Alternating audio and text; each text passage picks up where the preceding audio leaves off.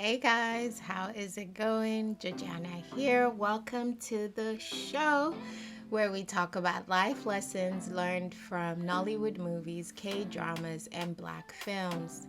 How are you guys doing? I hope you're doing really good. It is crazy out here. So many things happening in our world. And so I hope you guys are taking care of one another and taking care of yourself as well. So before we get into the video, have you subscribed yet to this show? Please go ahead and subscribe. And if you like the videos, please give it a thumbs up and also share.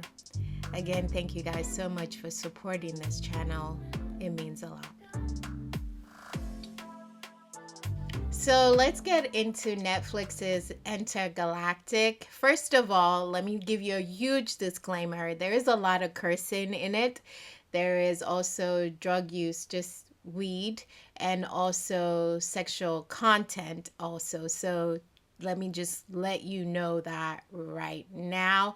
If you're not okay with those, if it makes you uncomfortable, it did make me uncomfortable, but I did get through it, and it's visually amazing. So I did get through it, but just to let you know that.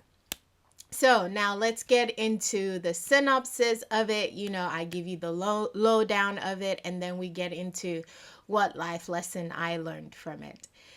The general synopsis is, it says, ambitious artist Jabari attempts to balance success and love after he moves into his dream Manhattan apartment and falls for his next door neighbor.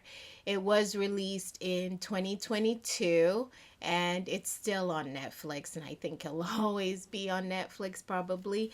It stars Kid Cudi and Jessica Williams. They had great chemistry and it's visually amazing. The world they created is amazing, and it is also produced by Kenya Barris, who did Grownish and Blackish. So it's beautiful, and I'm always happy to see black love. So the part we're going to focus on is Jabari still being friends with his ex. He literally said, let's be friends. So I'm getting into that and how that essentially affects your current relationship. For me, I am never friends with any of my exes. I hate that line so much. Like, people feel like they should say that, and I'm not here for it. Because I'm going to start with number one. Closure means closed, right? Number one reason you shouldn't stay friends with your ex. It's different when you have kids, yes, because you'll always be in each other's lives. There's no way around that. You have a child together or several kids together.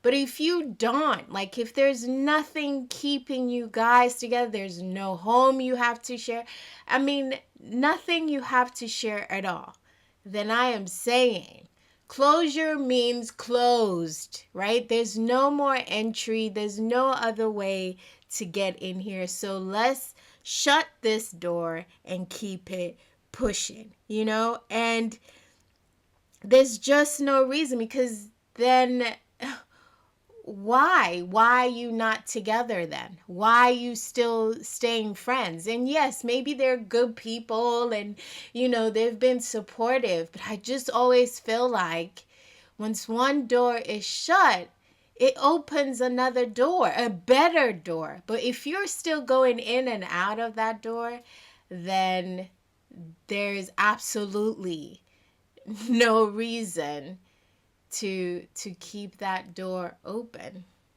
And then secondly, it's trust is fragile, right? Like when Jabari started seeing his next door neighbor and like he really liked her, the ex was not happy about that. Excuse me, I just drank some water, so I'm like burping. I'm so sorry. But his ex really ruined the stuff for him and made the neighbor that he fell in love with, Meadows, not trust him, okay? Because she had sent some kind of picture, right? And he wasn't he hadn't told her that he was still friends with his ex, right? And so she was like, what's going on? Like, he was with her the night before and now he's with me. Like, trust is fragile. Once you break trust, it's so hard to get it back, and it's not about you, it's about your partner. Like, how are you making them feel?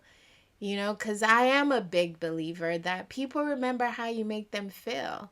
And so if that trust all of a sudden becomes broken because, oh, your ex is sending you sex messages or all of that, it messes with that person's brain, regardless of if, oh, we're just friends and no, I'm not doing anything with this person. It's hard to believe because they are literally your ex and you are still friends with them. I hope this is all making sense, right? Like, there is absolutely no need to bring your past into your future.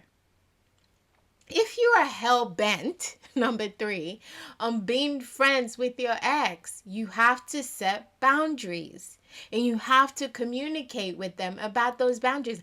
I don't need you texting me in the middle of the night with you in what was it she was in, like in his hoodie, and telling him come get him, whatever. And it's like, no, don't text me that late. Don't text me such a picture. You have to set boundaries because, again, trust is fragile. So if you're going to be friends with your ex, it is so essential, so significant that you set boundaries and let that person know that it is over, right? And that we're no longer together and we are just friends and nothing else. And also, don't keep that portal open as friends just so you can be dipping back and forth.